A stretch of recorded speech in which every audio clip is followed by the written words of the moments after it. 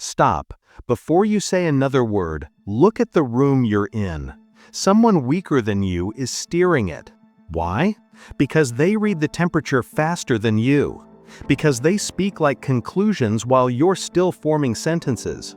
Because they see your tells, your nods, your rush, your need to be understood, and they pull your strings with a fingertip. And you let them, because you were taught empathy as a blanket, not a blade. Here's the dangerous truth. The most powerful people you'll ever meet are not the loudest, the richest, or the tallest. They are the ones who read before they move. They scan, they map, they predict, and then they press exactly once. That is dark empathy. It's not pity, it's pattern recognition. It's emotional X-ray vision used for influence. Machiavelli understood it long before we had a name for it. He didn't worship feelings, he measured them. He watched how appearances rule men, how fear and desire set the clock, how the mask beats the face 9 times out of 10. In this series, you'll learn to read quickly and rule quietly, to decode motives in seconds, to calibrate your voice so it lands like a verdict, to see the lever in any human scene and pull it without noise. Not for manipulation, for control over your own life. Watch closely. From this moment on, you're done being readable and you're done being ruled. Let's tear down the cartoon first. Empathy isn't being nice. Empathy is comprehension. When you understand a person's map, their fears, hungers, loyalties, and lanes, you can move them with inches instead of miles. You're not guessing anymore. You're observing. You're banking 3 categories: what they show, what they hide, and what they can't help leaking. Most people ignore that 3rd category because it isn't spoken. That's your gold. The eyes that dart to a boss when compensation is mentioned. The breath that quickens at timelines but slows at praise. These are not trivia, they are handles. And once you see handles, you stop dragging people uphill. You pull once and the door opens. No, manipulation is when you move people against their interests for yours. Dark empathy, used cleanly, aligns interests or exposes misalignment early, so no one bleeds later. It is cruel to let confusion continue. It is kind to name the current with a steady voice. The predator uses empathy to trap. The leader uses it to choose. If you're afraid of your own clarity, someone else will use theirs on you. You decide who sets the frame. How do you read? Start with pace. Most minds broadcast urgency through speed. If someone answers before you finish, they fear losing the floor. If they speak slowly but compress their words, they're gaming for control. If their voice lifts at the end of statements, they're asking permission to exist. Mirror them for 10 seconds to build bridge. Then drop them into your tempo. Slower, lower, final. Watch what happens. When you set tempo, you set terms. Dark empathy is tempo control. Next, eyes. Don't stare to dominate. Watch to map. Where do their eyes go when money, time, status, or risk are mentioned? The repeated glance is the anchor. If timeline makes their eyes blink faster, your lever is certainty, not speed. If budget makes their pupils shrink, your lever is value proof, not vibe. You don't need to be a lab scientist. You need to ask the same sentence 3 ways and watch the breath. Which word loosens their shoulders? That's the key. Keys open doors. Don't argue with locked doors. Find the key and turn it once. Voice is next. Everyone has a default. Some are velvet, some are gravel. Yours needs a switch. When you want to soothe, round your edges and slow your ends. When you want to rule, tighten your endings and remove the glow. Say less. When you deliver a decision, your sentence should land like a stone in a still lake. Ripples, not splashes. People chase noise. They obey gravity. Dark empathy is gravity on command. Now, motives. Too direct makes actors perform. Then wait. The first answer is the public mask. The second answer, after 5 seconds of silence, is the private hunger. That's why silence is your instrument. It makes people reveal themselves to escape it. You're not torturing them, you're letting them show what they didn't plan to say. And once truth hits air, everyone breathes easier, even if it's uncomfortable. You can negotiate with truth. You can only perform with masks. There's a moment in every conversation when people try to sell you their story. Your job is not to clap or to scold. Your job is to test. One clean test is worth 100 promises. The overwhelmed person gets a small, specific task and a tight time box. The loyal person gets a chance to act when no one's watching. The only helper gets a written plan that distributes load. Dark empathy doesn't argue with stories. It builds a lab, runs the experiment, and lets reality speak. Let's name your 3 primary reads: fear, fuel, and frame. Fear is the thing they avoid, the cost they cannot afford. Fuel is the thing that wakes them, the word that turns their face from gray to lit. When you know fear, fuel, and frame, you're holding the steering wheel. Mention their fear too early and they bolt. Hand them fuel too early and they burn it on their own agenda. So you isolate frame first. You say a line that matches their frame once. Then you pivot to the future you want. You didn't flatter them, you spoke their language and then rewrote the destination. Machiavelli's lens cuts through the fog you're afraid to name. He understands how people are governed by what they can see and what they need to believe. That line is not cynicism, it's calibration. You don't punish the world for judging by appearances, you design the appearance that communicates your truth before anyone lies about it for you. If you want to be read as decisive, stop narrating your thought process in public. If you want to be read as fair, say, "Here are the criteria," and stick to them. If you want to be read as calm power, stop sprinting after every ping. You train perception, or it trains you. Animals teach faster than lectures. The fox reads snares. The lion changes the temperature of the woods by walking through it.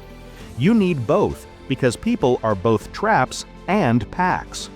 Fox mind is your scan, the shrug that's too practiced, the no worries that lands like a lean, the teammate who helps by creating dependency.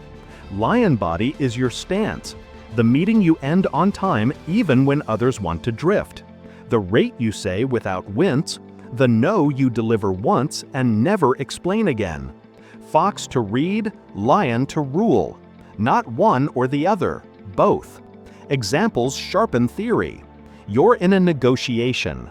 That's delay theater. Do not chase. Then stop. Silence forces masks off. If they're stalling for leverage, they'll resist the calendar. Good, now you know, and now you can price or walk. Dark empathy isn't just reading. It's offering the right word at the right time to move a frightened animal across a bridge. Another scene. A friend asks you for advice but rejects every suggestion. They're not asking for counsel, they're auditioning for permission to stay stuck. You stop giving tips. Watch their eyes. There's always a hidden benefit to the problem: attention, identity, exemption from responsibility. Name it softly. You didn't shame them, you touched the wire. Touching the wire stops the loop.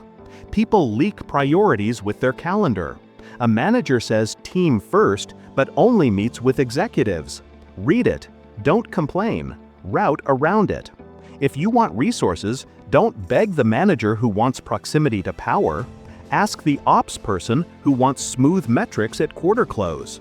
Feed people their food and they'll feed you yours. That's not manipulation, that's alignment. You stop feeding steak to rabbits and carrots to lions.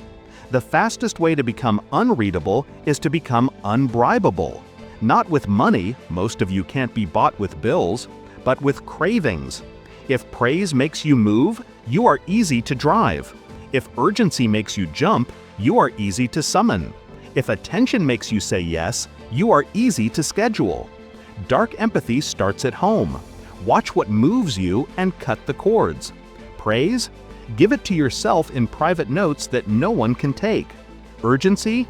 Decide that your response window is measured in hours, not seconds. Attention? Build a life so full you forget to check who's watching. People who can't be set on fire by crumbs become cool to control. Cool minds rule. Train your body to help your reading. Keep your hands still when you listen. People fill stillness with information. Nod once at conclusions, not continuously while they speak. Overnodding is a silent contract you will regret. Breathe low, not high. High breath makes you answer fast. Low breath makes you ask better. If you need a tell for lying, stop chasing shows like a child. Everyone lies a little. What you want is pattern. Do they always dodge specifics? Do they answer with stories when you ask for numbers? Do they use absolute words, always, never, when you ask for scope? The point isn't to catch them. The point is to choose whether you build with them. Dark empathy reads to decide, not to punish. Calibrate your offers to their status hunger. Some people want credit. Some want control. Some want certainty. If you're asking for extra effort from someone who wants credit, public praise is fuel. Use it once, not as a leash. If you're negotiating with someone who wants control, give them choices that all lead to the same destination. If you're aligning with someone who wants certainty, give them a clear map with checkpoints, not a pep talk. The wrong offer exhausts you and insults them. The right offer feels like you've been in their head for years. Beat 1. Surface, words, tone, posture. Beat 2. Subtext, what this person cannot tolerate today. Maybe it's being ignored. Maybe it's being rushed. Maybe it's losing face in front of someone. You can satisfy the subtext without surrendering your plan. Both beats addressed. Now your no lands without explosion. Now your yes doesn't turn into endless scope. Rituals help you hold the line. Before a hard conversation, write 3 outcomes you'll accept and 1 you will not. During it, listen more than you think is polite. After it, write the tell you saw so you recognize it faster next time. You're building a private field guide, your own discourses, so you stop learning the same lesson 5 times. That's dark empathy too. Empathy for the future you who shouldn't have to bleed again.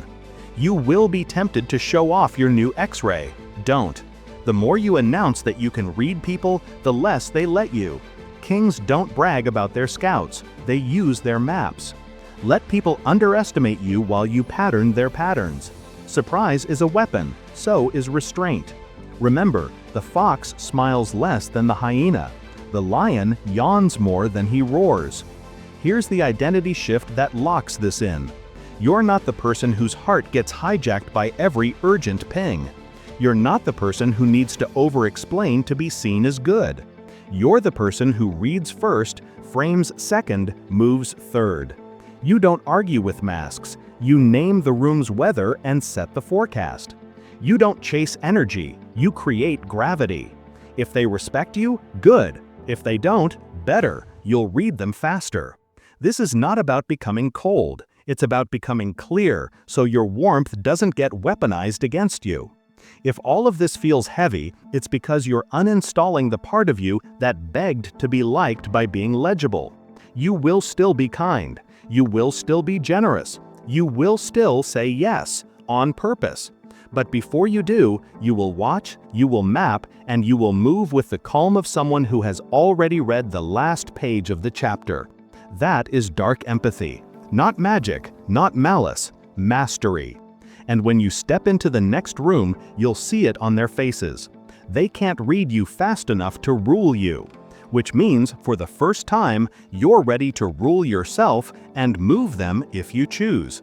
You learn to read fast and speak slow. Now you turn that vision into movement, quiet, precise, undeniable movement. Most people stop at observation and call it wisdom. You won't. You'll make a loop. Read, name, decide, act, and then read again to confirm the effect. That loop is what separates watching from ruling. Dark empathy without action is weather talk. Dark empathy with action is climate control. You don't argue with storms. You set the barometer and let the room adjust to you. Start with the moment you usually give away. It's the instant after you understand someone. You feel proud of the read, then you keep talking like nothing happened. From now on, when your read lands, when you see the fuel, the fear, the frame, you change one thing immediately: your tempo, your word choice, or your offer. One change at a time. If their fuel is credit, you lead with recognition and end with requirements. If their frame is martyrdom, you remove the stage. No audience, no spotlight, just a checklist and a deadline. You don't announce that you're adapting. You simply start speaking a language they can't resist and can't drag you with. There are 5 human lenses you'll use every week. Not types forever, just modes people slip into when stakes rise. The performer wants status. The caretaker wants approval. The gatekeeper wants control. The gambler wants speed and thrill. The accountant wants fairness and balance. You won't label them to their faces. You'll feed each lens the thing it stops fighting. With performers, don't compete for the stage.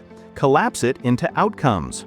You didn't insult their dream. You gave it walls so it can stand. Then you hand them a public moment after delivery. Credit where others can see. They will run through a wall for that, but only if the wall exists. No wall, no work. That's why flattery makes performers lazy. Constraints make them legends. With caretakers, praise is both fuel and poison. If you pour it constantly, they drown. Shape it like medicine. Specific, rare, true. Then you pair it with a clean boundary. Caretakers obey rules when the rules protect relationships. Write the rules down. Their nervous system calms. Now they can lead instead of managing everyone's feelings. Gatekeepers worship process because process is safety. They aren't your enemy. They are the dam that keeps the flood from washing your calendar away. That phrase is water on their wire. You come with a form, a timeline, a fallback. I'll submit by noon with 3 approvals. They'll give you an extra inch because you brought your own fence. Don't break it later. The cost isn't the task, it's your reputation. Gamblers are adrenaline in shoes. They use urgency like oxygen and confuse motion with progress. Don't scold them. Offer speed with checkpoints. They'll nod because the word sprint buys their buy-in. The freeze saves your week. You didn't kill their energy. You put a seatbelt on it. Accountants believe the universe keeps books. Fight them and you'll bleed on paper. Instead, give them a ledger they respect. Our inputs are A and B. Your inputs are C. We settle Friday. Then when they bring up fairness, you have a table, not a courtroom. In tables, arguments shrink. In courtrooms, they grow legs. Remember the law. Don't argue with masks. Rewrite the scene. A person says, "I'm just worried about quality," while really fearing a loss of status. If you attack the worry, you get theater. If you give them a dignified role, you'll own the final pass. Sign when it meets this checklist. You rescue the status without kneeling to the drama. That's not manipulation. That's engineering. A tense machine needs a new gear, not a speech. Acquire this habit. Ask one layer deeper than you used to, and then stop. That second question surfaces the real stakes. Then you stop, because more questions turns into therapy, and therapy invites confession, and confession invites obligation. You are not their priest. You are their partner, or you are their opponent. Decide which and act accordingly. You will be tempted to flex your read out loud, to prove you see through them. Don't. The fox who brags about traps gets caught in one. Keep your interpretations in your chest, and let your actions do the translation. People cannot fight a decision that doesn't accuse them. They can only accept it, reject it, or reveal themselves by reacting to it. That revelation gives you what you wanted anyway: clarity without war. Silence remains your most dangerous instrument, not the sulk, the surgical pause. When you deliver a decision, "We'll do X by Friday and move Y to next week," you stop talking while they process. People try to fill the pause with a discount to your standard. Don't rescue the moment. Let the weight of your words settle. If they push, you answer once, not wider. Final sentences are steel. Explanations are rope. Rope can be pulled. Steel just sits there and changes the weather. Train your face and body to stop saying yes while your mouth says maybe.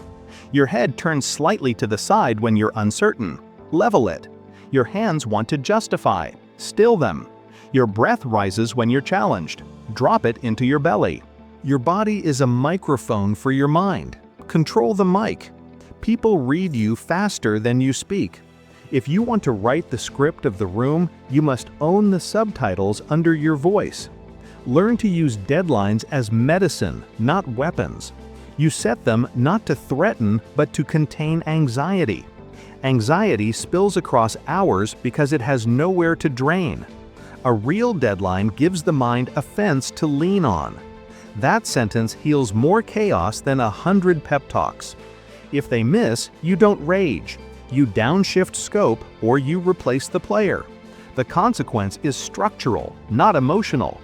People respect a leader who moves pieces calmly more than a leader who moves faces loudly. When you encounter the mask of virtue, the person whose kindness is a performance for leverage, test it with a quiet no in private. Ask for nothing, just decline once and watch. Real virtue shrugs. Performed virtue punishes. When they try to guilt you, you don't counter-guilt. You downgrade their access. Not a debate, a boundary. Dark empathy doesn't keep trying to save actors from their own script. It exits stage left and builds a new room. A reliable drill for sharpening your read, the 2 minutes, 2 mirrors method. For the first minute, you mirror 2 behaviors to build quick rapport, pace and average sentence length. Not the accent, not the slang, just tempo and length. Then for the second minute, you drop them into your frame. Slower tempo, shorter sentences, heavier period endings. If they follow, you now pilot the plane. If they resist, you've learned your leverage is not voice, it's structure. Switch to structure immediately. Give them a frame they can fit inside, even if they won't fit into your rhythm. A word about charisma. Most people think it's sparkle. It's actually attention plus restraint. You look at one person at a time as if the room is quiet, and you do not spill your energy beyond the sentence you mean. The rest is myth. When your attention is whole and your restraint is real, people feel seen without feeling sold. That's why over-smiling reads as sales. A small, rare smile after a hard decision reads as truth. Ration your warmth so it stays expensive. You need a pocket full of lines that close loops without creating new ones. Each sentence is a door that shuts. Deliver them like you mean them. If you say a closing line and then reopen it with "but," you've trained the room to keep knocking until you break. There's a deeper layer of reading that isn't visual or verbal. It's temporal. Who shows up early, exactly on time, or always 5 minutes late? Who answers in the morning when they think clearly, and who pings at midnight when they scramble? Who asks for more context versus more permission? Time is a language. Punctual people fear blame. Late people fear containment. Midnight people fear being unseen. Morning people fear losing edge. Don't judge, translate. Give the punctual person a clear approval path, the late person a small box with checkpoints, the midnight person a pre-scheduled window to be heard, the morning person a race to run with a finish line. You aren't excusing, you're assigning wisely. If you lead, install a public ritual that makes manipulation expensive. Publish decision criteria before decisions, post-mortems after projects, and credit sheets with names and dates. When you remove those, the collectors, the ones who leverage confusion, lose their favorite tools. They won't like your clarity. That's the point. The right people will exhale and do their best work. That's also the point. Keep a private map of levers for your inner circle. No, not a creepy notebook on human weaknesses. Use it to protect, not to exploit. If your best operator unravels when a timeline is vague, you protect them with precise targets. If your co-founder gets reactive when they feel ignored, you set a weekly decision slot that's sacred. Influence is stewardship first, strategy second. When you treat it that way, people elevate themselves around you without you pulling strings. That's the highest form of rule, when others climb by their will inside a frame you designed.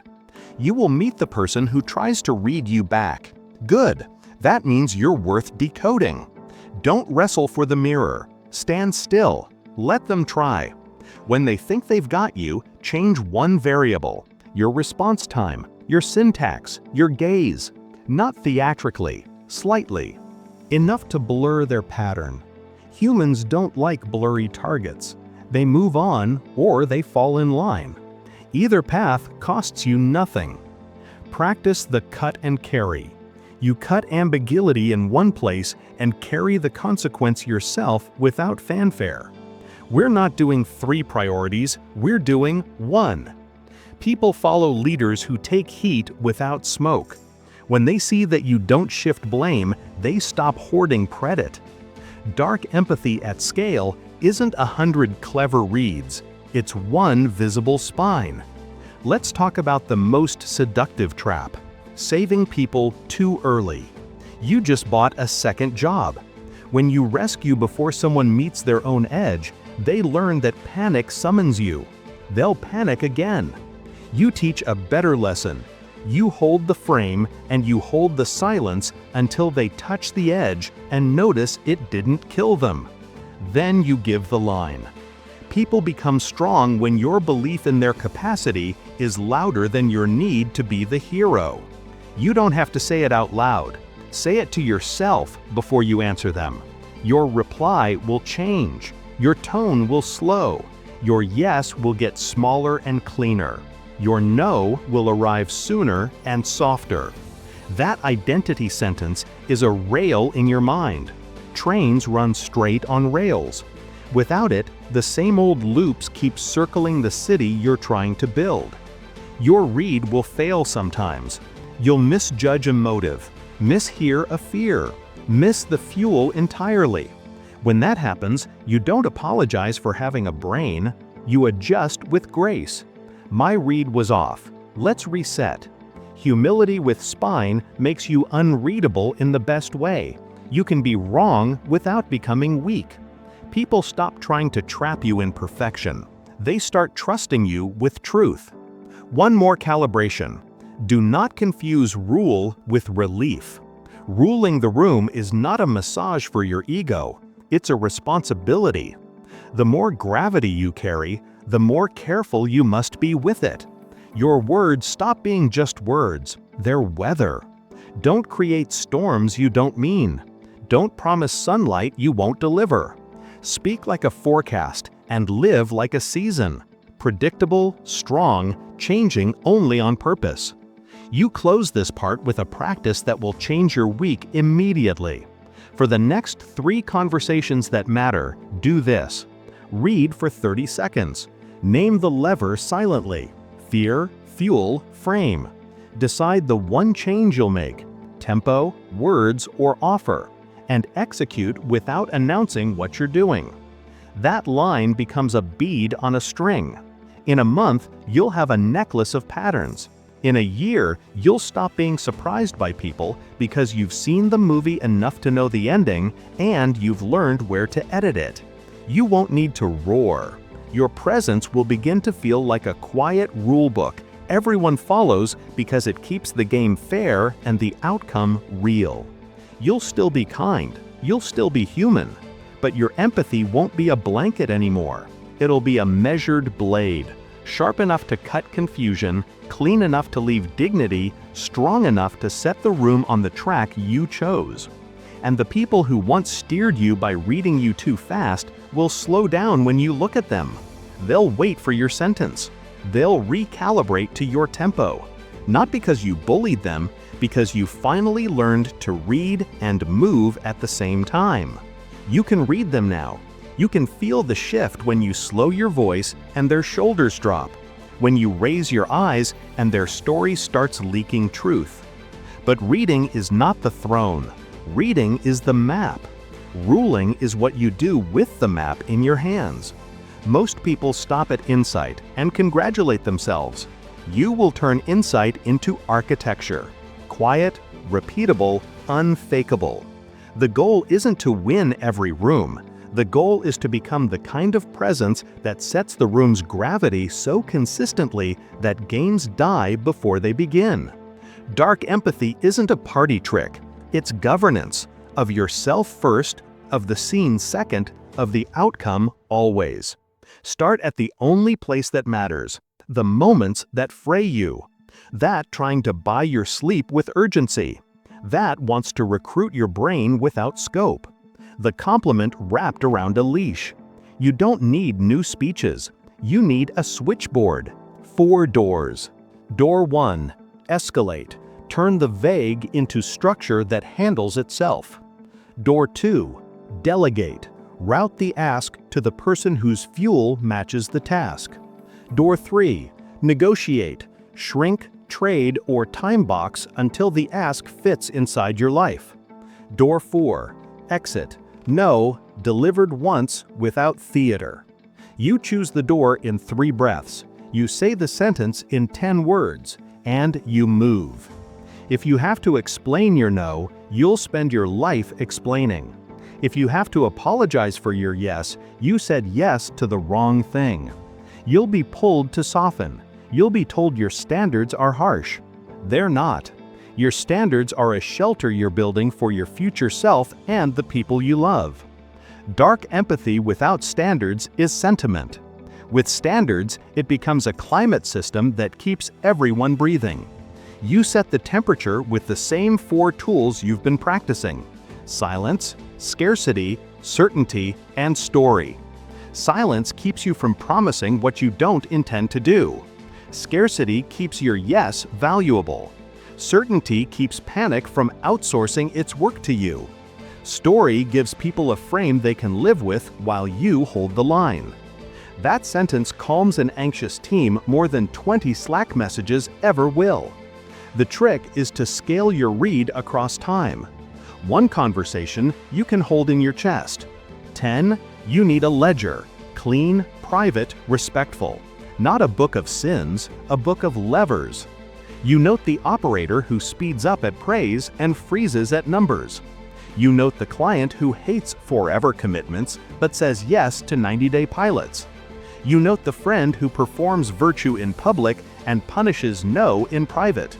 It's not paranoia, it's pattern. Patterns are the adult version of intuition. You don't need to tell anyone you keep it. You just stop acting shocked when people repeat themselves, and you design your plans to fit their actual shape, not the one they marketed. You will be tempted to weaponize what you see. That's the fork where you choose whether you'll be powerful or poisonous. Poison uses a fear to pin a person. Power uses it to place a person where they won't break. You can get a fast yes by pressing the bruise. You will pay later with mistrust. Press the bruise only to show someone how to move without it, never to make them kneel. The fox can set snares, the lion doesn't need them. You are both, and you remember why you're reading in the first place, not to win a scene, but to build a life that doesn't shake when the scene changes. You're going to be tested by the people closest to you, not the strangers. Lovers test with access. Partners test with timelines. Family tests with history. That's why your inner government matters more than any clever line. Law 1. You do not negotiate your sleep. Law 2. You do not speak when your pulse is above your pitch. Law 3. You do not change your boundary because someone dramatized it. Law 4. You do not trade long-term trust for short-term approval. Law 5. You do not run to rescue before you see if they can stand. These are not slogans. These are the stones you step on when the river rises. There's a strategy here that feels like kindness but works like steel. Pre-commitment of terms. You publish your office hours to the people who want your brain. You publish your yes list to the people who love to borrow your spine. You publish the criteria you'll use to decide before anyone asks. Not because you owe them an explanation, but because you owe yourself peace. The more public your criteria, the less personal the conflict. People who want special treatment will call you rigid. What they mean is their tricks bounce off you now. Smile. That's exactly what you built. Real case, real moves. A senior exec tries to use friendliness as an elevator. You read the tell. Speed, public praise, no scope. You hold the frame. Glad to help within scope. You don't argue. You step through a door. Silence. If they try the status play, I'm asking you, you don't bow. If they escalate to pressure, you don't mirror it. You slow down one more beat. Decisions live in writing. You just taught a wolf to knock. They will or they won't. Either way, you keep your teeth. Another scene. A friend confesses at midnight and wants you to carry it. You love them, you also love your life. I'm here, I'll listen for 15. You gave presents and a boundary in one sentence. They cry. You keep your promise. Tomorrow you bring structure. 3 steps, 1 week. That's not cold, that's leadership. Your empathy didn't drown you, it built them. Relationships muddy everything because desire plays tricks on read. Lust says they're special. Nostalgia says they're owed. Loneliness says this is your last chance. Dark empathy says write 3 facts. What they actually do. How they handle no. How they handle time. If those 3 don't align with your future, your read is a wish, not a map. You do not build your life with wishes. You can love someone and still not lease your days to their chaos. You can care and still close doors. That's not cruelty, that's the opposite, the refusal to lie to both of you. Leadership in public makes your read visible. That's dangerous. People copy what you do louder and dumber. So you design rituals that protect the culture from charisma. Criteria before decisions, so charm doesn't buy outcomes. Post-mortem without blame, so fear doesn't buy silence. Credit with dates, so collectors can't buy leverage. Run those 3 and watch the temperature in the building drop. Rooms with clear weather don't need hailstorms to get attention. Install a weekly audit that takes 7 minutes and saves 7 hours. On Sunday night or Monday morning, write 3 lines. Where did I chase? Where did I hold? If you chased, you were bribed by speed or praise. If you held, you won the hour but maybe lost the day to indecision. If you ruled, what made it easy? Silence, criteria, or sequence? You are your own general. Generals don't improve by vibes. They improve by notes after the battle while the field is still honest. An art you must learn if you want to rule without noise. The graceful pivot. You went in thinking their fuel was credit. 10 minutes in, you see it's certainty. You don't announce the change, you change your nouns. You stop painting the award, you start laying out the steps. The body across from you relaxes because you finally started speaking their language. The worst influencers keep selling water to people who wanted soil. You sell the right thing, you sell the right way, and you don't call it selling, you call it design. You'll meet the mirror player, the one who reads quickly and wants to spar for control. Don't shadowbox. Tilt the room using time. They will try to compress or explode that window. Hold it. Time is the invisible chair you sit in while everyone else paces. Chairs win over sprints when people are tired, and they are always tired. If the mirror player insists on a duel of cleverness, you leave them playing with their own reflection and you move the actual levers. Timing, sequence, consent. The body keeps score in ways the mind can't outtalk. If you still get scrambled when certain people enter, you don't need more mantras. You need a ritual that locks you back into yourself. 2 steps. Drop your breath into your belly and put both feet flat on the floor. That's it. The world will still try to buy you with speed, guilt, praise, or a complicated mess. Your feet tell your brain, not for sale. You'll feel silly the first few times. You'll feel sovereign the 10th. The question of ethics returns like a tide. Use dark empathy to make people do what you want. What are you becoming? Answer it with a picture. A fox scouting the path so the caravan doesn't tumble, and a lion walking with exactly enough force to keep the jackals at the edge of the firelight. You're not adding fear for pleasure. You're removing confusion for progress. You're not making pawns. You're making players who know the rules.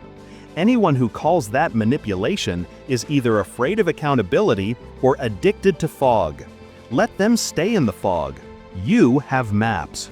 Here's what you will feel as all this locks in. Quiet. Not the silence of suppression, the quiet of a room with a door that closes. Your calendar stops buzzing like a beehive. Your messages get shorter. Your eyes stop searching faces for permission. Your yes tastes clean. Your no lands soft and final. You stop rushing to rescue and you start waiting for the right lever. People stop testing you with drama because they learn there's no one home at that address anymore. They bring you decisions, not performances. And the ones who only loved your old readable version will say, "You changed." You'll agree. You changed like steel changes when it cools into its shape. You don't need more theory. You need a last set of protocols to run until they become muscle. Protocol 1, the 30-second scan. Before you speak in any high-stakes moment, read for fuel, fear, and frame. Choose one lever, speak to that lever first. Protocol 2, the period. Every decision sentence ends in a period, not a question mark, and not an explanation rope. Periods are gravity.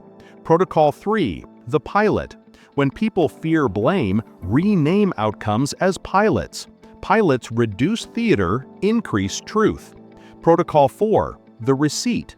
When a favor risks becoming a leash, you pay with money, time, or a clean line that closes the ledger. Periods are gravity. Protocol 5, the pages.